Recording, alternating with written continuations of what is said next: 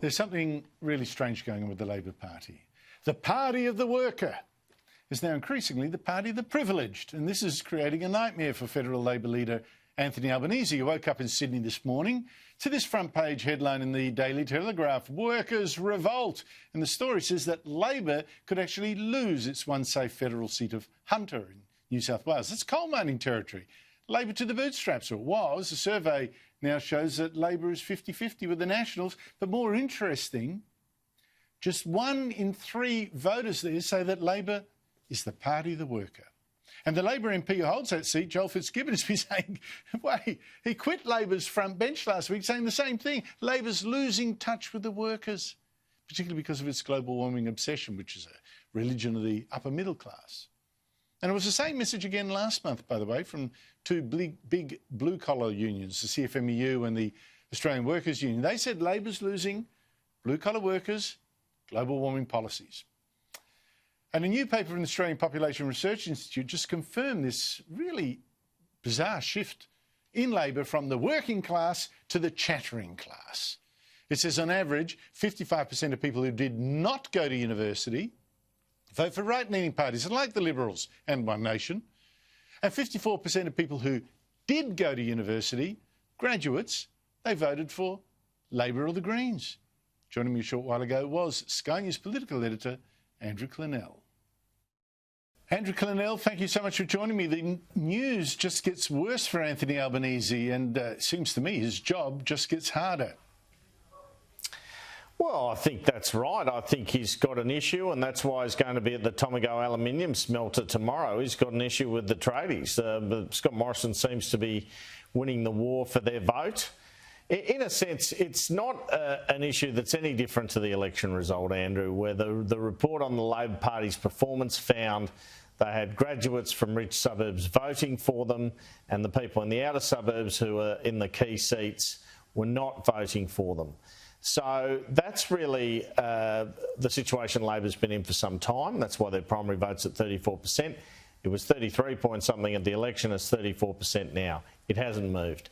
And when I've spoken to union leaders about their concerns about Anthony Albanese's leadership or the direction the Labor Party is taking or the situation it is in, their main gripe is we haven't moved in 18 months. Nothing's changed. Well, it's interesting, very interesting piece today by Nick Dyrenfirth. He used to be a national Labor official, is now head of the John Curtin Research Centre. He says the young Labor branch now gets around 95% of its members from university campuses and should instead have quotas to recruit more people from the working class, a third from TAFE and vocational students, a third young workers who aren't studying. Is that a good idea or perhaps a sign of desperation? I think it's a sign of desperation. There's no doubt they should be doing more to get blue-collar workers in the membership. Often that occurs through the union movement anyway. But yes, I mean, it's a thing, Andrew, where essentially when I was growing up, the toffs were the Liberals, and even on a university campus, and now the toffs are Labor. That's the issue. And, you know, you even see it a little bit in the media world. People who went to the richest private schools and grew up with wealthy parents seem to gravitate to the Labor Party, and they do so on issues like climate change. And those are the lessons that, or those are the issues that the Labor Party federally continues to push. It's okay with them pushing those issues, but they have to show that they're standing up for that traditional ground of the working class as well.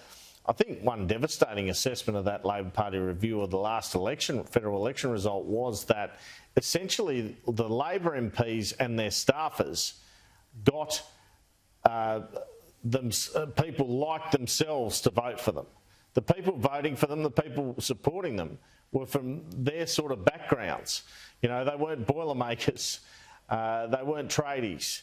Scott Morrison's very preoccupied with tradies. You know, he's not afraid to put on that sort of high-vis vest. He's not afraid to visit a manufacturing plant. It's all very strategic, and it really is something that started out with Howard's so-called battlers in seats like Lindsay and Western Sydney in the mid-1990s. That's been carried through in the Morrison way of doing things. And it shouldn't be that difficult for Labor to attract that sort of support. But they do seem preoccupied with climate change. This is the point Joel Fitzgibbon's making. You might not like on occasion the way he makes it, or people might think he's disloyal to Anthony Albanese, which I guess he's ended up being.